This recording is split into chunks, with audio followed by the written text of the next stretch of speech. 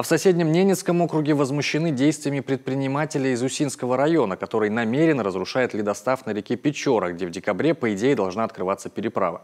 Очевидно, делает он это, чтобы не упускать выгоды, ведь спрос на баржу повышенный, и конкурентов нет. Не пугает его и давно закрытая навигация. Происходит такая картина в километре ниже от Усть-Усы. Дорогой традиционно пользуются нефтепромышленники и в целом жители Нарьян-Мара. С такими морозами по-любому встал бы лед, если бы этот не гонял. 2 катера специально с одного берега на другой уходят и разбивают лед. Это кроме парома делают ему дорогу. Вот так у нас в стране действуют законы. Там штраф от 500 до 1000 рублей. Так может он и будет ходить до лета? А что мешает рядом дорогу намораживать или баржу сдвинуть? И круглогодичная переправа получилась бы. Главное друг другу не мешать. У нас уже давно не выбраться. Устроить ему протест. Он в том году штраф получал, но с того штрафа он больше за месяц срубает. Он работает и за одну ходку делает больше, чем мы за месяц, а то и 2-3.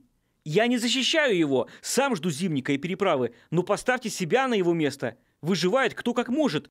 Время сейчас такое, тяжелое. В ГИМС уже занимаются этим случаем, однако, как говорят люди, знакомые ситуации, в прошлом году наблюдалась аналогичная картина. Штраф, который выпишут хозяину парома, быстро окупится. Отчасти по этой причине переправу на этом участке Усинскому ДРСУ удалось соорудить лишь в январе.